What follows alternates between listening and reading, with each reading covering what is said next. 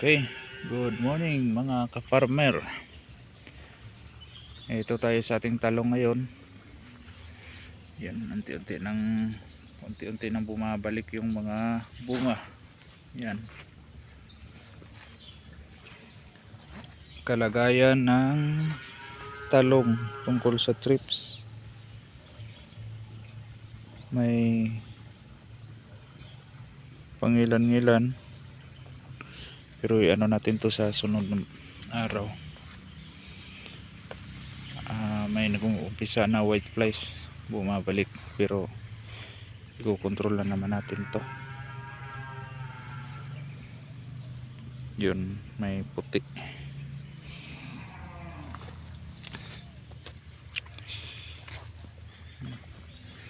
Masyadong malalaki itong bunga na to, dapat ma-harvest na to. Kaso bukas pa tayo mag-harvest. Ang palaya ang harvest natin ngayon pang 20. Yan oh, sakto.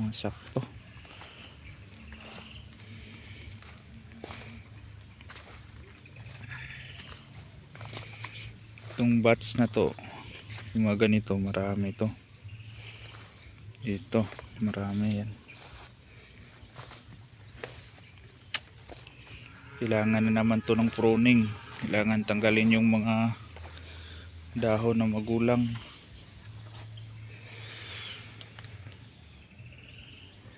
Bumabalik na naman yung bunga.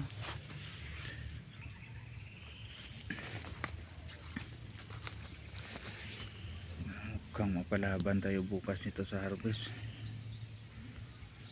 Medyo marami to. Nung nakaraan nasa 120 lang yung harvest natin. Kunti lang.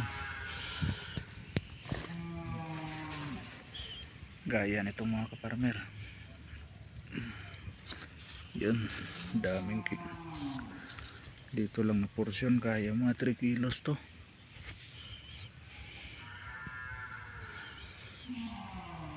Tapos daming sumusunod.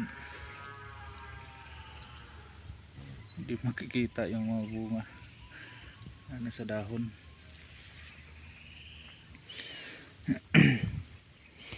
Nag-abono tayo ng isang araw, urea 1846 at saka putas. Pag mag-epekto na to, mas lalong mag-ano itong bunga, magaganda. Observe muna natin kung babalik na tayo sa Nitrabor at saka Winner. Yan, bunga mga kaparmer, laki.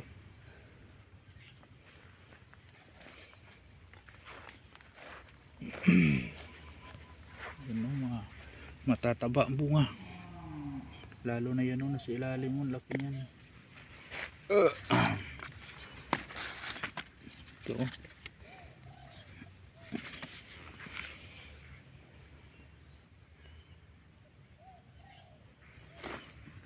yan, tataba. Kailangan na talaga itong ma-harvest.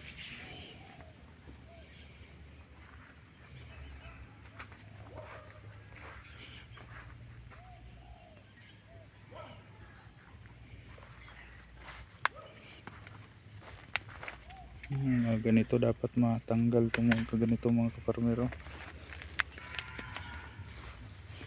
Maibenta pa rin naman pero mura kasi masyado.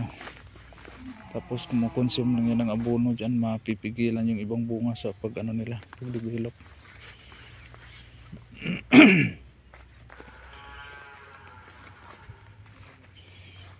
Kailangan na naman to ng additional na tie. Kailangan naman tong itatali. Mayroon tayong labuyo dito. Yan.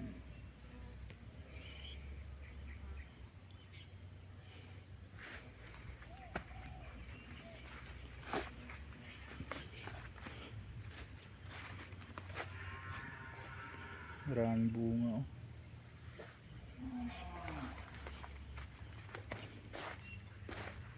Dito sa kabila ganun din.